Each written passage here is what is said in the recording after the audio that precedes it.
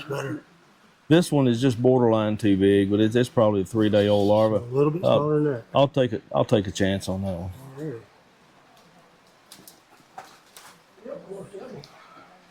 And there's nothing to this. It's just a very simple motion mechanic, and so there's not really anything to this.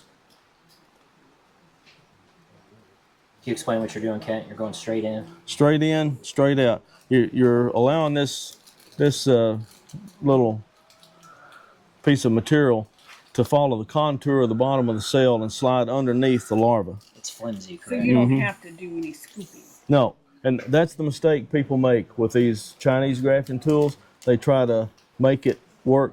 Don't do that. That's a mistake. The way these are designed is straight in, straight out. Let the tool do all the work.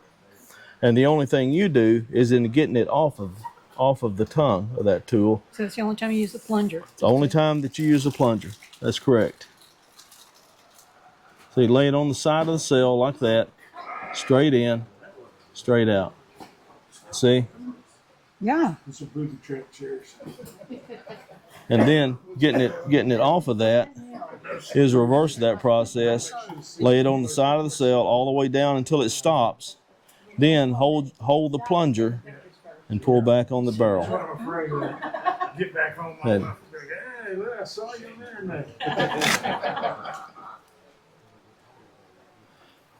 So when you're depositing it, Kent, the flimsy piece goes all the way to the bottom, right? Yes, it does. Okay, not just on the side. You No. make it touch all the way to the other. It goes all the way to the All the bottom. way. Okay.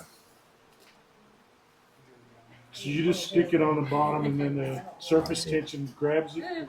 Yeah, you stick it on the bottom and it follows the contour of the bottom like that. And then you pull up on the barrel and that forces it off of that tongue. Okay. And at that point, the surface tension does grab it at that point.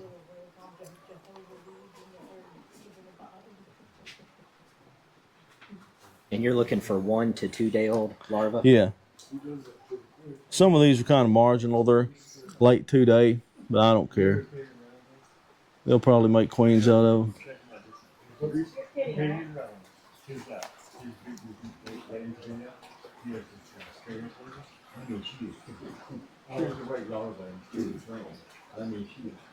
If I have a decent frame to graft from, it usually takes me about 15 minutes to graft 3 bars. About 5 minutes per bar.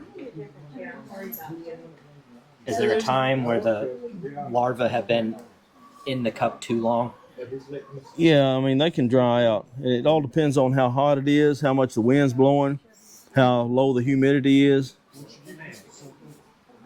Low humidity with a lot of wind and hot temperatures makes it dry out a lot faster. So that's when you put a damp towel over it. Over the ones that you just grafted? Yep, that you over placed in? what you just grafted. If you have to move a frame, like I had a beekeeping partner, friend, that he wanted to graft out of off a particular queen that he had, but he lived at Grand Rivers, and he said, I'll pick out a frame to graft from and bring it over to your house and we'll graft out of it. I said, okay. So he did, but not a single one of them took because they were dried out by the time he got here. And he had it wrapped in a damp towel in the trunk of his car. But the problem was it was an hour and 15 minutes to get here. And if you got to transport a frame like that, leave the bees on it and put it in a nuke box. They'll take care of it. It'll be fine. Then brush the bees off of it when you get here. And those are lessons that are not comfortable to learn, but when you learn them, you don't forget them. How long do you feel comfortable keeping that particular frame out to work on before? Today, 2 hours. Okay. But that's today. It's damp, a lot of humidity out. They're not going to dry out very quick. It's not that hot. Everything is working in the favor of the larva today.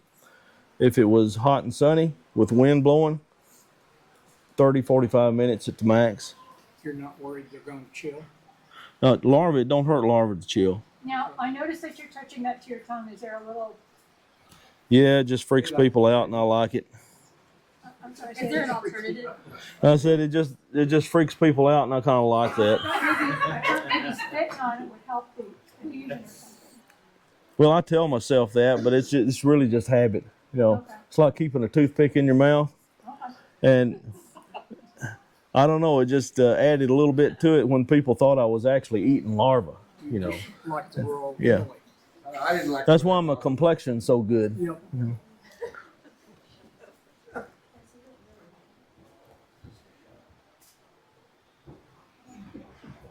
And sometimes you go into cell and you don't get anything. It will push the larva up to the side of the cell, or for whatever reason you're not getting anything. Go to the next cell. Leave the bees cleaned out. That's right. Bees clean it out. Kill one, you'll kill another. That's right. It's just a bug. These are actually just worms. But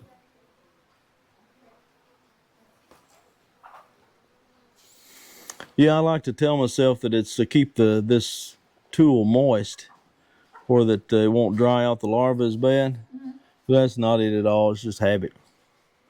The truth of it is, But it sounds good. it's a good story. Yeah. So what's the ideal amount of? You said you were using one bar, so like, is there like a certain amount of bars you're looking for? You can overload a cell builder. The cell builder that we made, it would make twice this many cells. Okay. But I'm not going to push it, because I know that if it makes all these, it turns all these into queen cells, it's going to push me to make enough mating nukes for all these queen cells. Yeah. So, I mean, I'm okay with it just making 45. If they'll make 40, I'm happy with that. If they make 20, I'll live with that. So you see the motion he's going through right now. This is a couple Okay, years somebody ago. just starting out, like trying to do grafting and stuff like that, like what kind of success rate should they think about in terms of having enough then mating nukes to cover their bases? That's a kid that was here. If you graft 20 cups and you're just starting out and you do everything right and you have a good cell builder and you graft 20 cups, if you get 10 of them made into queen cells, you can feel pretty good about that. If you get 5 of them made into queen cells, that's 5 you didn't have. If you get none of them, then you reevaluate what you did. Yeah. And you start reevaluating it with your cell builder. And don't blame the graft first, blame the cell builder first, because they can decide to make a queen cell out of something that they already had in the hive, maybe. Or they can decide just to not make a queen cell. Right. So you blame the cell builder first, and then you do it again. And if it doesn't make any cells again, then look at the grafting and try to get younger larvae. Try to be gentler with it, maybe, or whatever. It's almost never your grafting, though, unless you're getting way too old larvae. It's almost never the grafting. It's usually the cell builder. We would like to start a queen rearing program for our teaching apiary, but That would be good. we know we don't have near enough equipment, so it's like, well, how much equipment should we invest in right now? 10 nukes for every cell builder, Okay. and to start with. And graft about 20 and let's see what Graft about 20, and if that fills up your 10 nukes, good for it. 10 nukes plus 1 extra hive that you can use as a virgin bank if you need to. So fill up the 10. How many members you have that might be interested in getting queens? Oh, we have people looking for queens every day, all day long.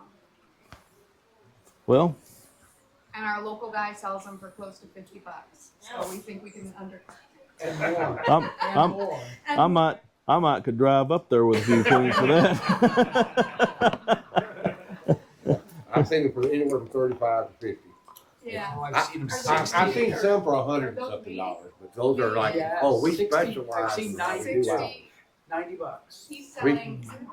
You need to remind people He's selling that say stuff for like that, $260, and you're doing the work of an insect.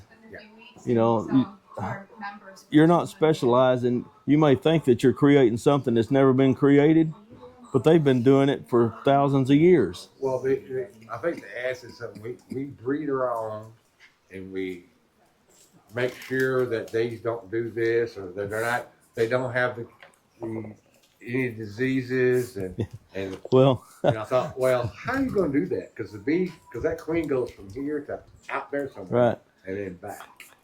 When tracheal mites were a problem in 1987 is when they came here in Kentucky.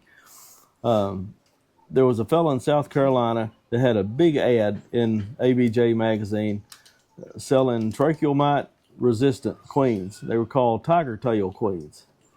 And he was charging an outlandish price. Back then, outlandish was anything more than $15.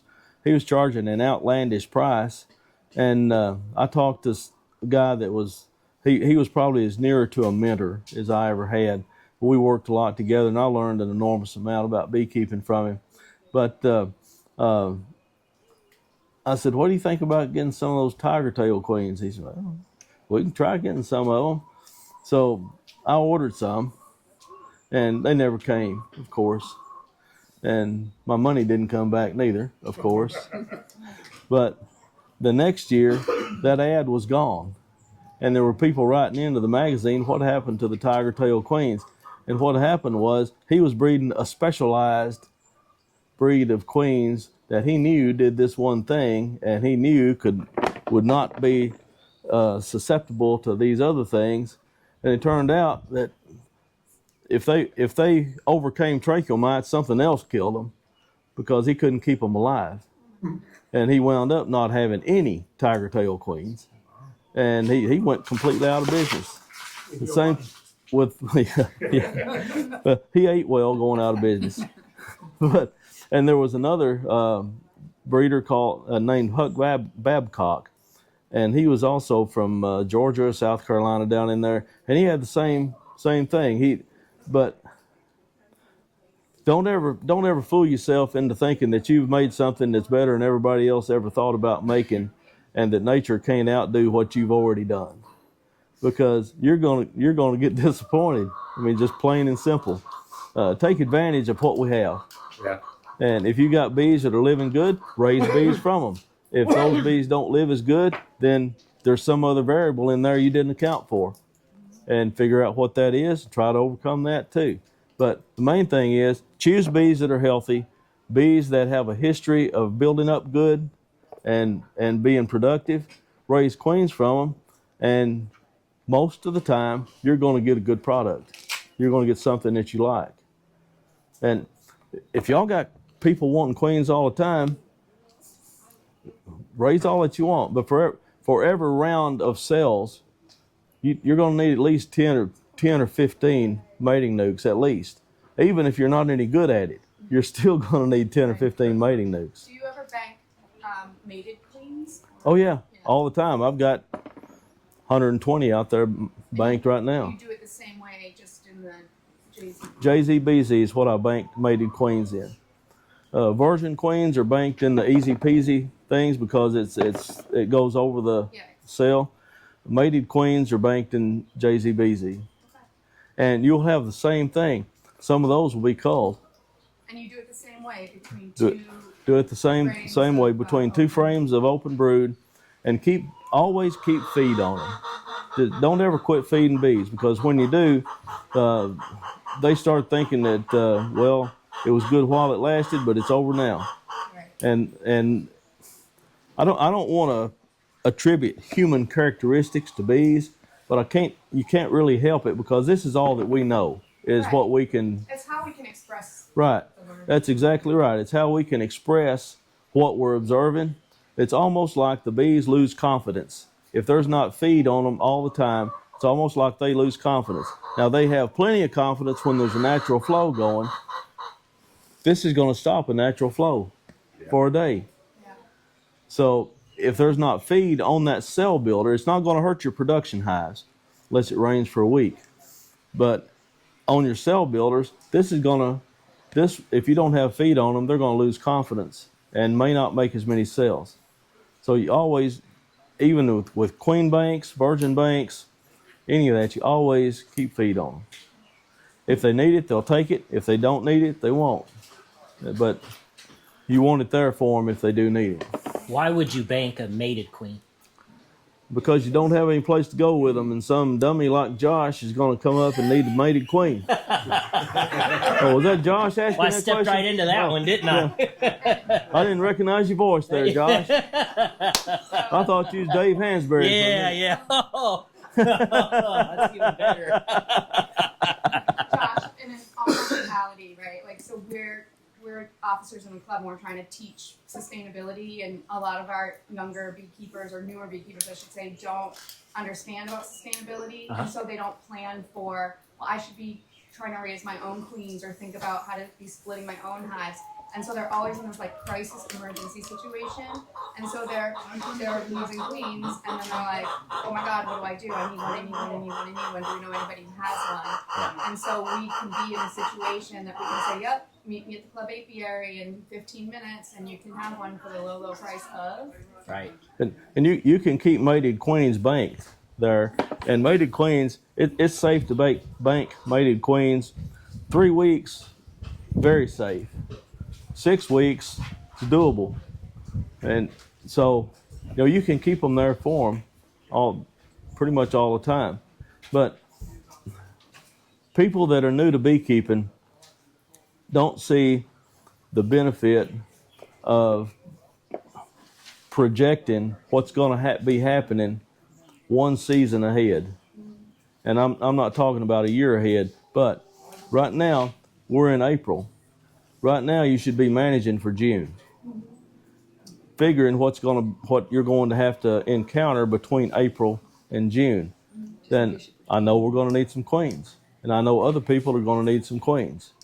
And in June, next month, we'll be working toward July. And we almost just skipped July and work toward July/August, because that's a similar climate here. And we know that everything's going to be slowing down, shutting down. The bees will go to the river. The bees that stay here to make queens, we're going to need more syrup. That's just a given. We're going to do it. So we have to make arrangements to have the resources that we need one season ahead. If we're in spring, we're managing for summer. If we're in summer, we're managing for fall. By the time you get to fall, you'd better be prepared for winter. And to get bees through the winter, keep the queen laying as late into the fall as you possibly can, because that'll give you young bees going into the winter. Even if you had to put a lot of feed on them in the winter, it's more important to have young bees in the winter, because that will make you a good hive coming into the spring. Old bees can't feed larvae. So in the spring, you're going to have this really, really, really slow buildup, because the queen may be laying a big brood pattern, but you never see anything more than the size of a softball, because they're cannibalizing everything. They can't feed it. And she'll have a perfect pattern that big around for March, April, half of May, until there's enough young bees that finally hatch that can take care of that larva. So that's the advantage of having young bees going into the winter. All those are things that until you've had the bad experience and suffered from it, you don't really recognize the cause for the effect. And when about figuring out where you went wrong too. Exactly. And unless you have this like steel trap memory, take notes, keep notes, and those notes are your roadmap. And when things start going off the rails, you back up and see how it's going good here and here and here. Last year I did the same things. What did I do different than from last year? What was the weather conditions? Where are the differences between when it worked and when it did not work? And then you can take another route. If you don't have those notes, if you don't have that map, you can't take another route when you find out the bridge is out. And people then I had a fellow come here and stayed with us a couple of days. He said, I was expecting to see these big boards, white boards or black boards with all your notes and everything written on them. I said, man, that's just not me. He said, well, how do you even know this stuff? And Valerie said, oh, he's sickening. He knows it. And people think that it's a blessing, but it's actually a curse. I can't forget the bad stuff either. You know, I remember all these things, but I also remember what an idiot that I was. Well, you should have done this and you didn't do it, and you should have known to do that because you thought it would work this year when it didn't work last year, and you should have known better than that. That's raising queens in the middle of August. Someday I'll learn. I don't raise queens in the middle of August. And every year I tell Valerie, don't let me raise queens in the middle of August. And the next year she's saying, what are you so ill about? Well, I don't have any queen cells. They're making 5 queen cells instead of 50. It's the middle of August. Didn't you know not to raise queens in the middle of August? Well, yeah, I do, but I thought it would work this time. No, if it didn't work last time, it's not going to work this time either. If it does, it's an anomaly, and don't ever expect it again. So, you know, beekeeping is a series of mistakes that you find a way to correct. So what would you be raising in August if it were in the queen cells, looking ahead seasonally down the track? If I'm not raising queen cells in August, I'm not really raising much of anything. I mean, in August, we got bees on the river, and all I'm doing is making sure that they don't need more honey supers. So are you getting stuff in line for the next season? All the Yeah, lining your yeah. supply chain? I'm getting everything ready for fall in August, and we don't feed a lot of syrup in the fall. If they need feed, we put solid feed on them and just reduce them down to where they need to be going into the winter. What kind of solid do you put on in August? It's well, in August I don't put solids on. They're on the river, or I do feed syrup in August to these queen rearing colonies because they need syrup to keep them going. But when we start putting syrup on is usually early October to mid-October. Not syrup, but solid on. And it's just a solid sugar patty. It's a quart of apple cider vinegar and 25 pounds of sugar. Most of us don't need to use that much. So Kent, And each hive will eat about 15 pounds a winter of that. So ACV and sugar. 3 tablespoons of Honeybee Healthy and 3 tablespoons of powdered citric acid. What was that one for? That's a winter feed. They don't need a lot of protein in the winter, but they do need carbohydrates. And all of that has a purpose. Powdered citric acid begins the breakdown of the sucrose into glucose and fructose. The Honeybee Healthy mimics the nasinol pheromone, and it keeps the bees in contact with that patty. It attracts them to that patty. And the apple cider vinegar brings that patty into the pH range of honey, which is more important than you might think. 4 ingredients. Yeah. How do you package it in a certain way when you put it in plastic or paper? 5-gallon bucket. Take a piece of newspaper, lay it right over the cluster, and Scoop it on. scoop it out with a hand spade. Yeah. Wait through the paper to get to it. Oh yeah, yeah. They'll eat through the paper to get to it. If they don't eat it within a week or 2, it'll get hard as a brick. That's fine. Check it about every 2 to 3 weeks. Make sure they hadn't eaten up through it, and refill the hole in it where they've eaten up through it throughout the winter. That catches the moisture. You don't have to worry about ventilation. That catches the moisture from the colony, and has more than one benefit to it. But that will keep a hive alive. If you have a hive that has absolutely no food on it going into the winter, it's not a lost cause. You can keep that hive alive all winter with that patty. You're And- starting this in October. I usually start that in mid to late October. As soon as the bees come off the river, we take all the honey off of them, and the ones that stay here get that patty on them. The ones that go to Mississippi, they can feed them liquid all year. It never gets cold there. And how much citric acid and honey Okay. was that again? 3 tablespoons. 25 pounds of sugar, 3 tablespoons of both of those, and a quart of apple cider vinegar. You have a formula, or do you have a hack for hive beetles? Yeah, yeah. It's a chemical called, it's a product called acetyliprin. That's the active ingredient that's in Grub X. It will not hurt honeybee larvae. It will not hurt honeybees. Honeybees don't really even like it. They like it. They'll eat the patty. You mix a patty up with that in it, and they'll eat the patty. They'll feed it to larvae. The larvae the hive will thrive. Hive beetles are attracted to it. They lay eggs in it, and as soon as the egg hatches, the larva dies. So you're not feeding the bees that same patty? Mm-hmm. You're putting it inside the. Put it inside the hive and feed it just like a pollen patty. Okay, and so what's the recipe for the patty? Anything in particular? It's just a pollen patty, but you mix it with the sugar syrup that you use to make the pollen patty. You put 1.5 ounces of acetyliprin in it for, I think it's 25 pounds of pollen sub. And that's totally illegal. Yeah. Yeah. To say it's not the label. Don't put it on the internet and say. No, will not. Well, it's a common recipe among commercial beekeepers, but they use another product to kill adult hive beetles, and the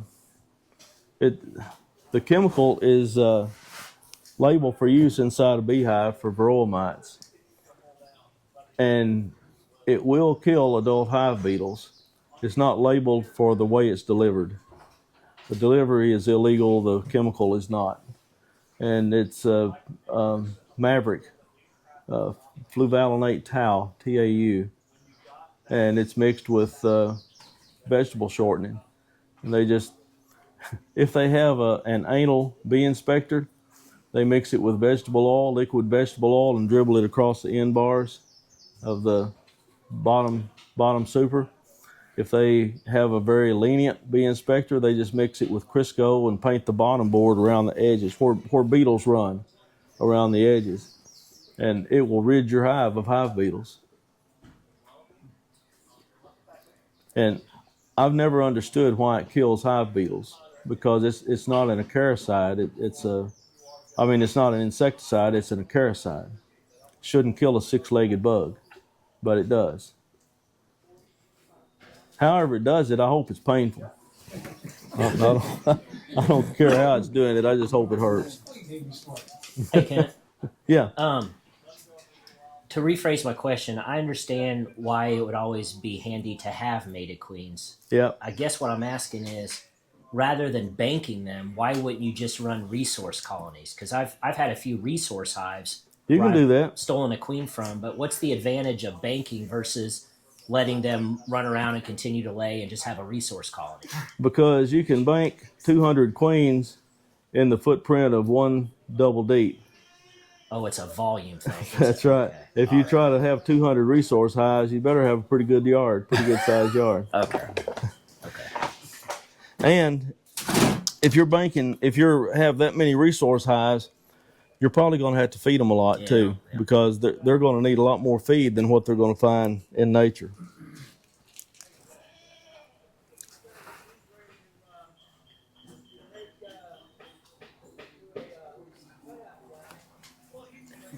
And you'll place these graphs in the cell builder here shortly, correct? Yep.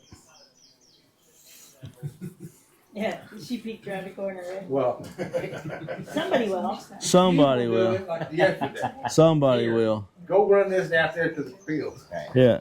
My right hand person will do it. I'll take a track after walking. And then sometime Sunday you'll pull them out? Probably be Monday. I'll probably wait till Monday to get these out. He's gonna take a day off. Mm-hmm. And you've got all your mating nukes ready? No. Not even close. Or were we just talking about the next seat? No. That's right. Yeah, right. That's what you should be doing Monday. Yeah, you can't get good help anymore.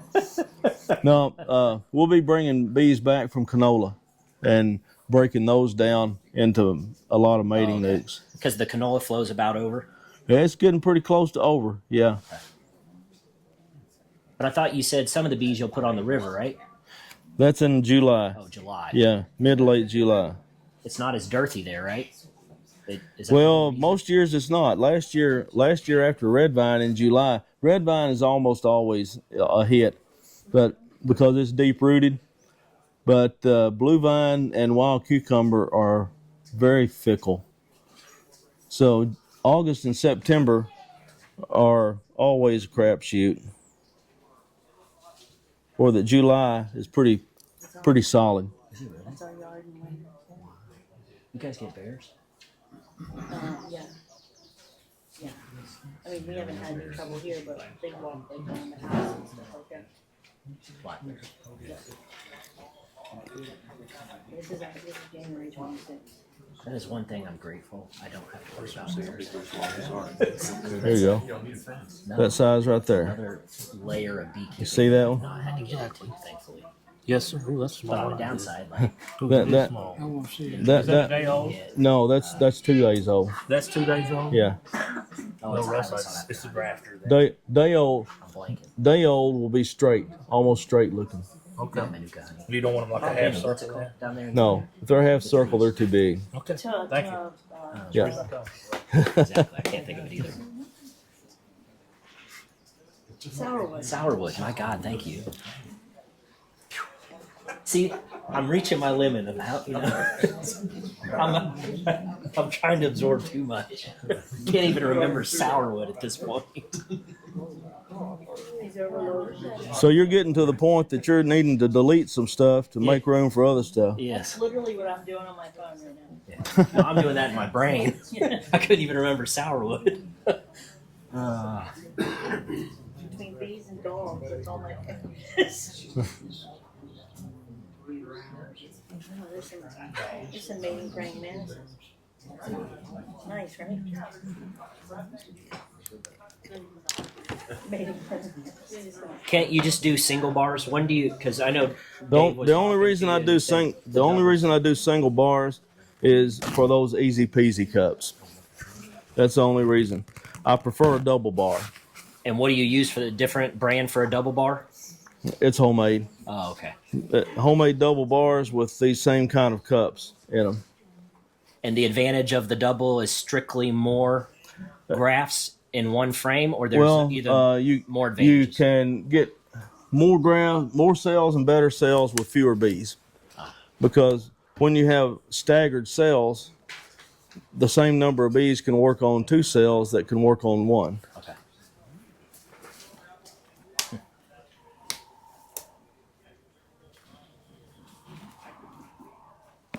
Do you ever put 2 frames of grafts in a cell builder? No, instead of doing that, I would just put 2 of these in a cell builder. Now there are people that do that, but they have folks that work for them to set up nuke yards and things like that. One more time, what you said about they do more cells. Now let me see if I can find one of these. Oh, here's one right here. This is a double bar, and you can see that. That's the nymph stage. They're gorgeous.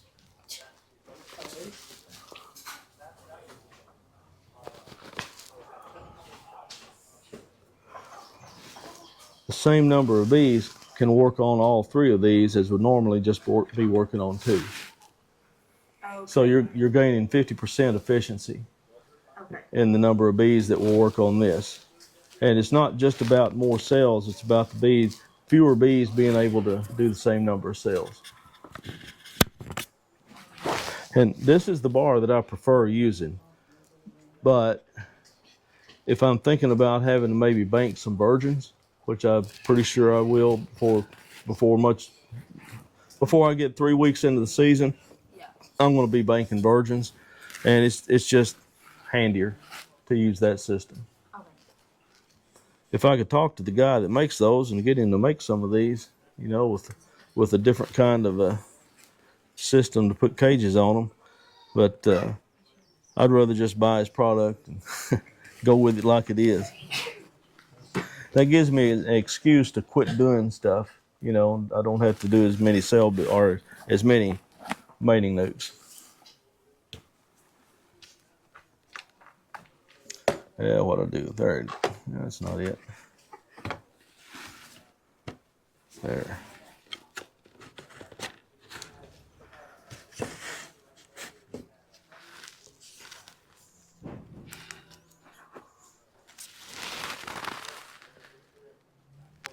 You make your own honeybee healthy?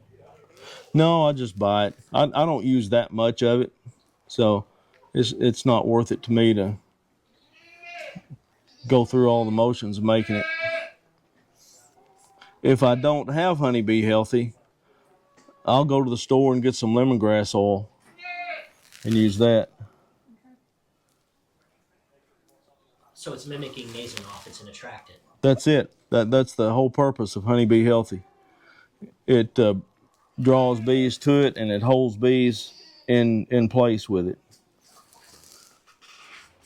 So the honeybee healthy amino acid liquid, that is protein, correct? Honeybee healthy itself is not protein, but when it's the product that's mixed with the amino acids, it is protein. Yeah. And there's other products that are similar to honeybee healthy that are also good products, and they may also keep the bees in contact with that patty. Hive Alive is one of them. That's a good product. I've used it before. Heather, you were talking about sustainability. Kent recently gave a talk at an Apis rescue event that we had in Louisville on how to recover from winter losses. It might be a good one for you to show your club. He talked a little bit about it when he was up to see us in November. He did? Okay. Yeah, It was really good. Not exclusively about that, but it was one of the topics that was sprinkled in. It's basically how to rebound from losses and how to be sustainable. It helped me a lot. Yeah, this year. exactly. It's just getting Yeah. getting them to start practicing it. Yep. Does anybody struggle with, within their club, with getting their new beekeepers to embrace the fact of mite testing? We have quite a number of new beekeepers that say, I haven't seen any, Yeah. If you see them, it's too late. and then they wonder, they scratch their head, why did I lose my hives in the winter? Oh, did you test? No, I've never done a wash. We have that too. Yeah, we have that too. There's a. How do you convince them that this is a staple of existence?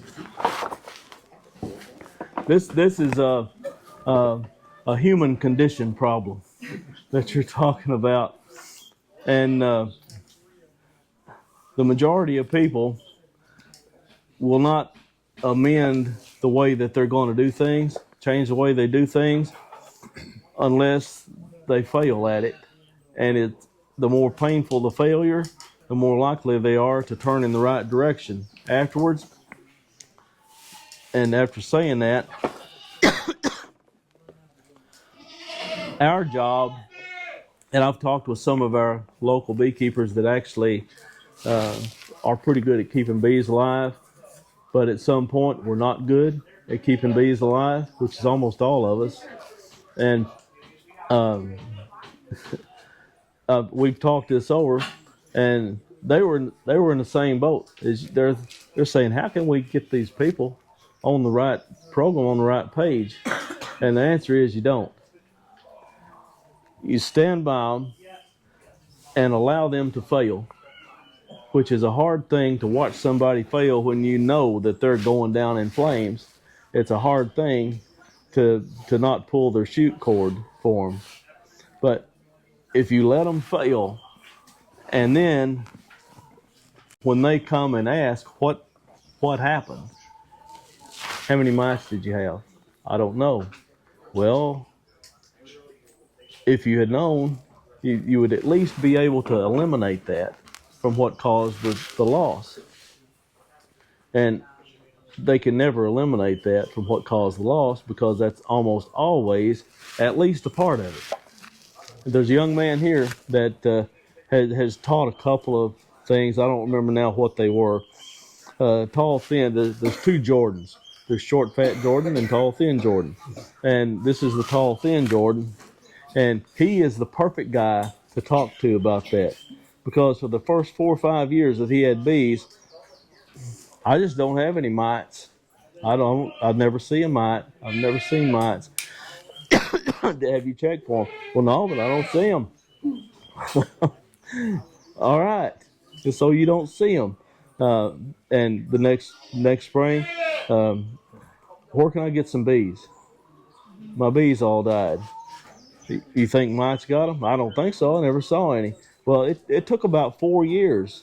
He was hard-headed because he's a very smart person. Smart people are harder to convince than people like me that say, well, I'm pretty dumb to begin with. Tell me how, educate me to help me keep these things alive. But smart people are harder to convince. He's a very smart person. So it took about 4 years, and finally he comes to one meeting and he says, I found how to keep my bees alive. I've got live bees this spring. What did you do? I treated for mites. And my question was, he always sits at the same table I sat at our bee meetings. I said, so did you see any mites? No, I didn't check for them, but I figured I probably had them because my bees keep dying, and I treated for them, and my bees are alive, so I must have had them. Well, that was about 3 years ago, and now he's finally gotten to the point where he says, I got a mite count of 3 in one hive, and I got a mite count of 1 in another hive, but I had this one hive that was just crawling with mites, and it had 7 in it, so this is what I did. What would you have done with your bees? No, I don't have to worry about that, Jordan, because everything gets treated in my house. You don't check for mites? Sometimes, but when I check for mites is after I have treated. I treat everything for mites, and if I'm going to check for mites, it's in a hive where I'm seeing problems, and after I'm going through it, and I'm seeing bees that have K-wings or bees that have a virus like paralysis or some other symptom of virus, then I will check for mites, and nearly always have some mites in that hive. And I'll treat again with something different than what I treated with before. And so it took Jordan 4 full years to come around, but he did. And people that just will not treat for mites, one of our beekeepers, local beekeepers, said, what if they're going to move bees in right next to your bees? And I told him, I said, well, I'll catch him not there someday, and I'll go over there and I'll treat his hives for him. I'm not having a mite bomb across the fence row for my bees. Right. And there's lots of stuff you can treat for mites that will not hurt a honey flow, that will at least knock the mite count down. So it's a hard thing for me to do, especially to watch somebody knowing they're failing and let them fail. But if you don't do that, they'll never learn anything from it. And we've got another person that's a seasoned beekeeper. They've had bees for 7-8 years. I only use a oxalic acid. Yeah. And lose half their hives and still don't know why. Yeah, go figure. I think some of the apprehension from the newer beekeepers that I've seen is, number one, it's a challenge for them to locate their queen, and they're scared to death that they're going to get their queen in their mite washes. I mean, I've had a couple say that to me. But he's got a little contraption up here that's got dust on it, right, Kent? Yeah. So you know that I never use it. But Just a little bit of dust. yeah, a few cobwebs, whatever. Here. Get your queen separator So at the bottom of it. there's a queen excluder in the bottom of this. So it's So basically a you can- funnel. Shake your frame. You hang this on the side of the hive. Take your frames. Don't even have to look for your queen. Shake the bees off, and you want brood frames with larvae on it. You want the youngest bees in here. Shake them off into here. The queen's not going to go through there. It's a queen excluder. And kind of wiggle it. With this being dark, they're more apt to crawl down in there. When this cup gets full, take this out, put it in your mite wash, give them a few shakes, and you won't kill your queen. Did you make that? No, there's a guy in Fayetteville, Tennessee that makes these. What do we call that? This is called a queen saver funnel. Yeah, let's see. Yeah, here. Oh, this is nasty enough without me spitting on it. There's the name and the tag. That's the Whiskey Trail Bees. Yep. Whiskey Trail. Yep. Who he is? Stanley Evans. Stanley Evans. Yeah. He's our club member. Yeah. He goes SJS machinery. What's that? SJS machinery. Yeah. Yeah. How long do you swirl the alcohol when you do your washes? Does it matter? Well, I don't use alcohol. I use Ultra Dawn and Soapy soapy water. You'll get more mites Yeah, Bob Benny said you get more from soapy water than you do alcohol. and quicker too. Really? It's quicker too. So what's your ratio of Dawn to water? Go a few drops to a little bit. Okay. In other words, it ain't an exact science. You just need it soapy. Okay. No, If it's No, too you- soapy, dial down the dial, right? that's right. If it's too sudsy, then the next time use less. But I give it a couple of good shakes and then swirl, and keep swirling and keep swirling. Usually for about a minute. A minute. Okay. And with alcohol, you need about 2 minutes. Oh, really? Yeah, to get a good I was only doing 1 minute, so okay. well you need to two get with a alcohol. good count, you need about 2 minutes. 2 minutes. I'll start using soapy water. It's a lot cheaper than alcohol. What sold me on that is Rick, the guy that's been going out and Yeah. getting queens for people and come back and caught that swarm. That's his revenge, catching swarms that he figures probably came out of my bees, because He's worried it came out of one of his nukes today. he got So there was one that was looking. a few years ago. He bought half a truckload of bees coming out of almonds, 200 hives coming out of almonds, not cheap. You know that this was $40,000 worth of bees. And if you've never managed more than 30 or 40 hives, Right. don't buy 200 hives of bees. I mean that. So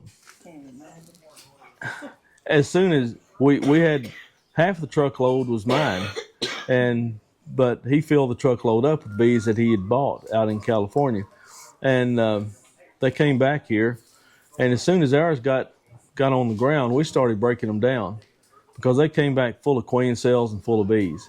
We started breaking them down, making splits, putting bees in boxes, cutting queen cells out, and he was like, "Well, I think I'll just catch swarms off mine."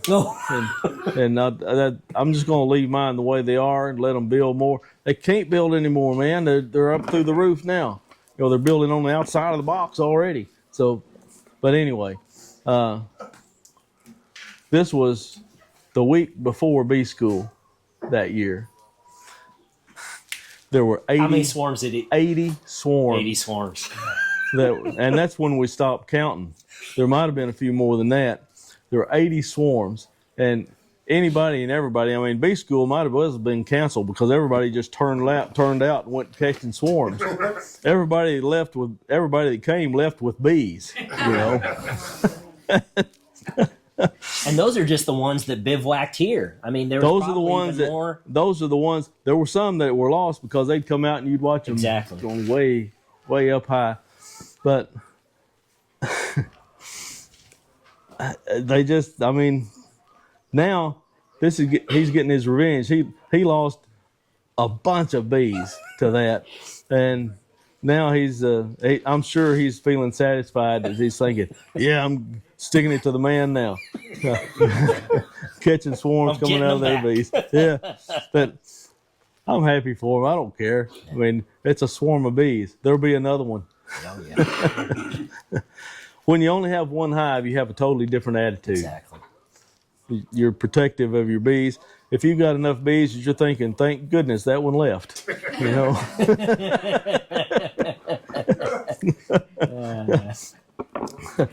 But this is actually a good tool if you ever do stuff like that. But I just almost never check for mites in bees because when we treat for mites, we never see any symptoms that there's any mites left. We treat with formic acid and come back 25, 26 days later and treat with oxalic acid. But what time of year do you do that treatment? All times a year. All times. Unless it's super hot, because you're not using When it's formic. super hot, I use it the same way. You do the vapor with OA? I either vaporize or spray OA. In really hot weather, I put formic on these hives out here when it's 98 degrees last year.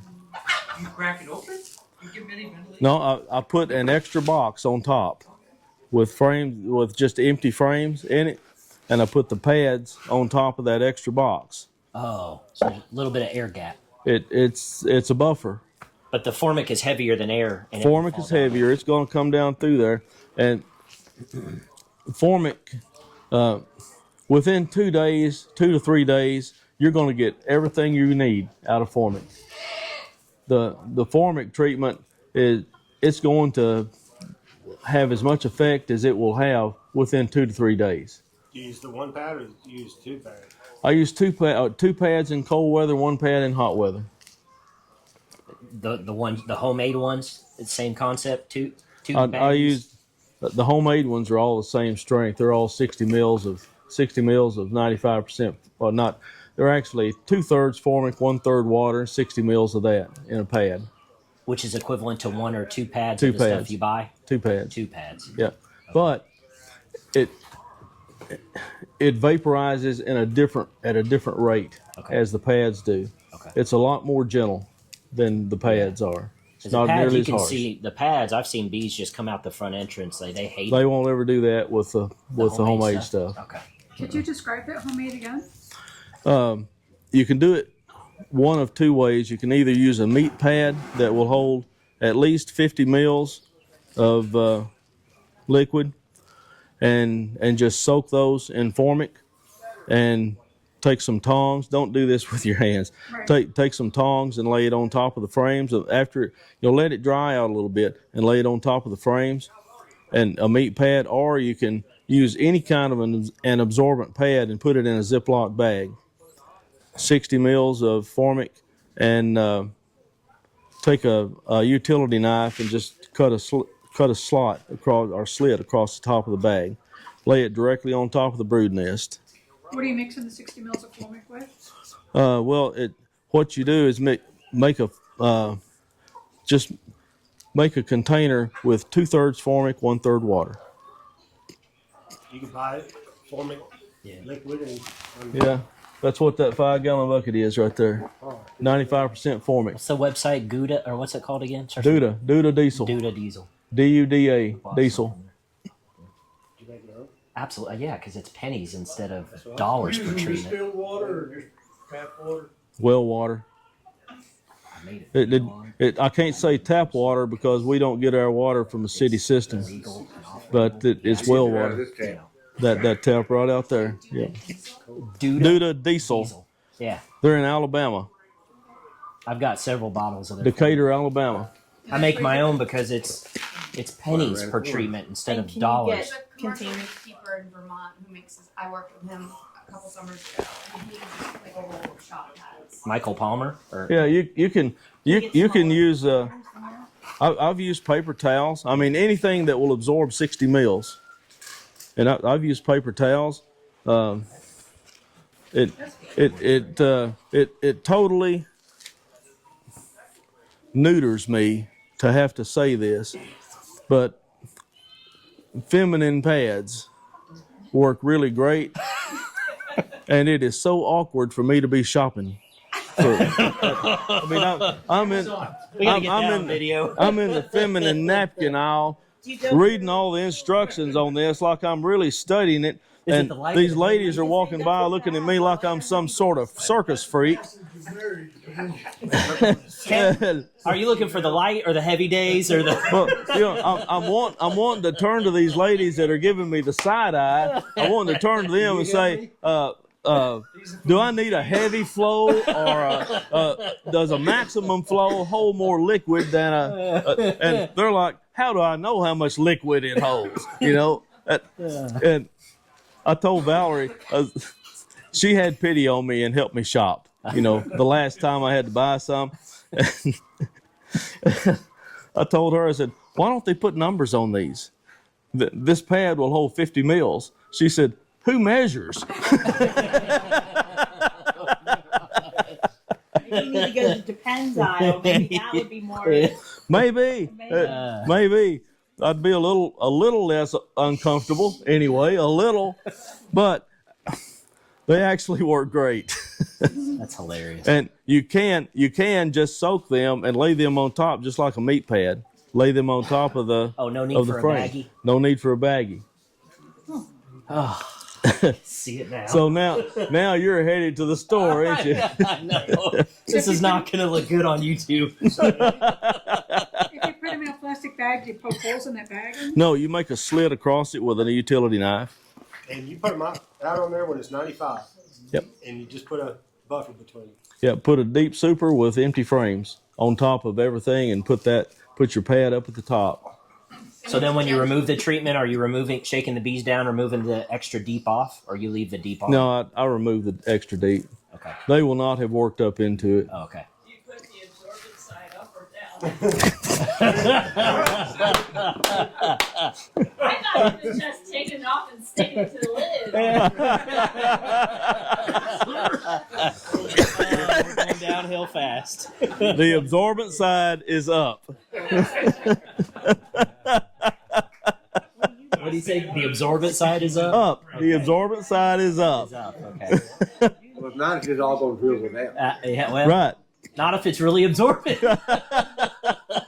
But and what that's going to do, it's probably going to shock your queen into stopping laying for at least a couple of days.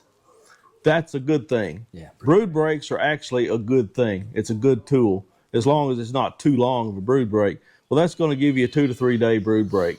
In hot weather, maybe a 4 day or 5 day brood break. That's still okay. Count forward on the calendar 25 days. On the 25th day, there shouldn't be any capped brood in the hive. Then you can treat with oxalic and get almost a clean kill. Right. What about the extended release? 20. See, if the queen lays an egg on the day you treat with formic, 24 days later, if it's a drone, it will be emerged. And the worker brood will already have been emerged. So there shouldn't be any capped brood in the hive 25 on the 25th day after you treat with formic. Does it ever not shut the queen down? Yeah, some of them won't. Some of them are tough old gals. Yeah. So can you do that with your supers on? Yep. Because some stuff you can't. Some stuff you can't. Oxalic and formic acid you can treat with honey superzone. Both of those substances are common in a beehive, just not in the concentration that we're using them.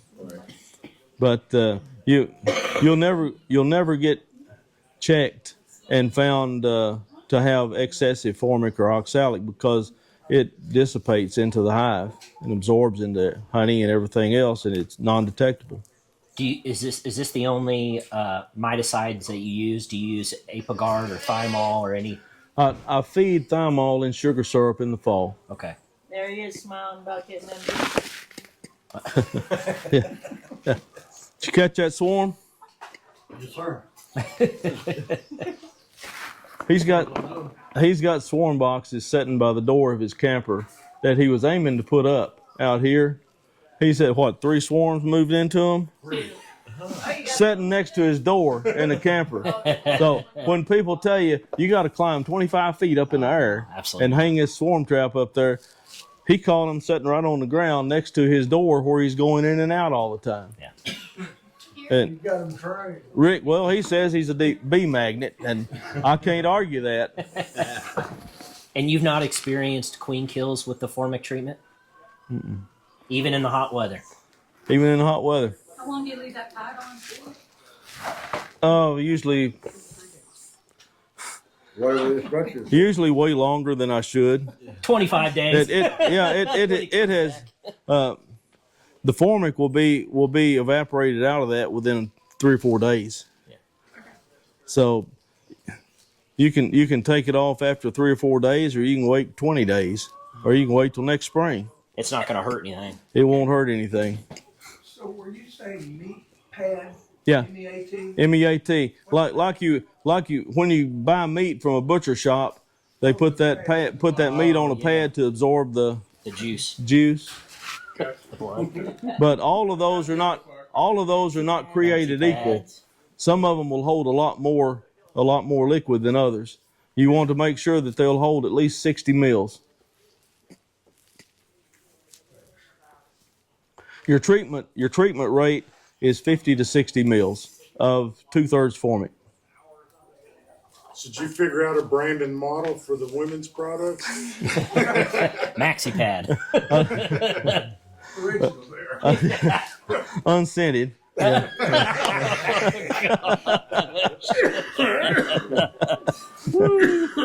I was just trying to escape with some part of my dignity left. I wasn't particular about brand and model. Just don't go to Dollar General and get the Dollar General brand, right?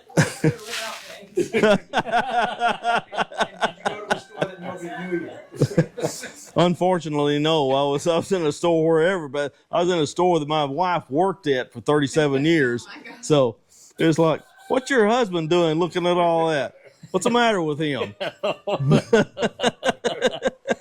It's for the bees. Well, he has been making quiche lately. I will say that. But that's just because we got lots of eggs. That's not because of any other reason.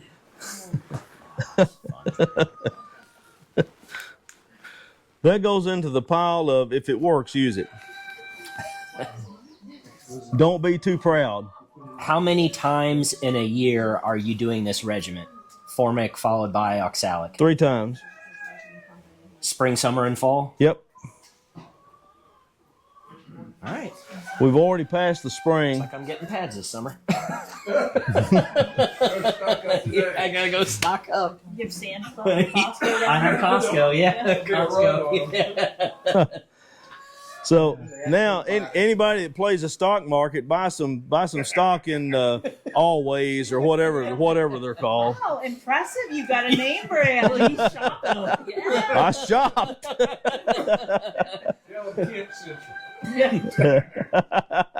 get that back. We'll be on the next commercial. Do you have a discount code? Actually, I do.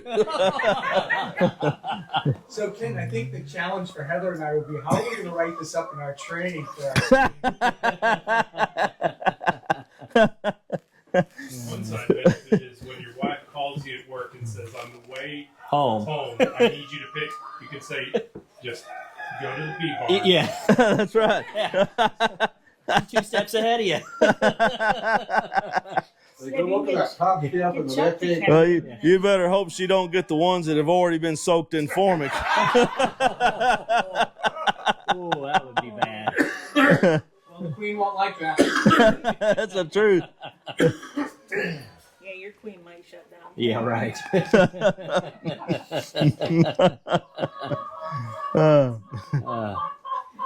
I know that there's going to be some bee club that wants me to talk about this somewhere. I think that's going to be in August. Yeah. We'll invite Stanley too, so y'all can vote. Well, me and Stanley would have a lot of fun talking about that. Oh, he said he was good friends with you. I would consider Stanley a good friend. Yeah. We're going to bring you a grab bag full of items. What would you use this for? You know, that would be good on the Master Beekeeper exam. That's gonna be on the EAS test. What yeah. can this be used for? That's right. No, that's too practical. Yeah, get ready, Felicia. They're going to ask you that next. Way too practical to be on the lab. If you had one of these, What would you use it for? Well, and you needed to do this, what would you pick?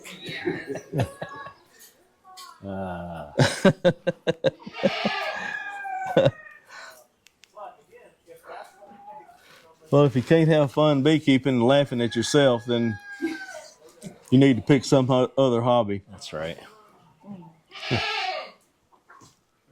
The goat. The goat agreed. Even the goats are laughing at me. This patch is quiet compared to that. Yeah. That's because there's no roosters in this chicken pen over here. Oh, is that why? All the roosters are outside. And you had more baby goats last year, right? We did have more baby goats. Sold ball. Well, our doe herd is getting old. They didn't breed back as well as they normally do. We went to the meat bar. You got yeah. That's You right. get a new one. They're headed toward the meat market. They just don't know it yet. Let's catch her. Did you hear her tone of voice? Yeah. She's not wanting to be caught. She's wanting to. What's on the itinerary for tomorrow, Kent? More of the same. More of the same. More Moving the to same. depends instead of max. Yeah, that's right.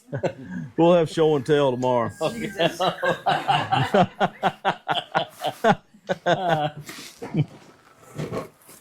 So anybody that wants to graft, if you want to practice grafting, there you go. Have at it.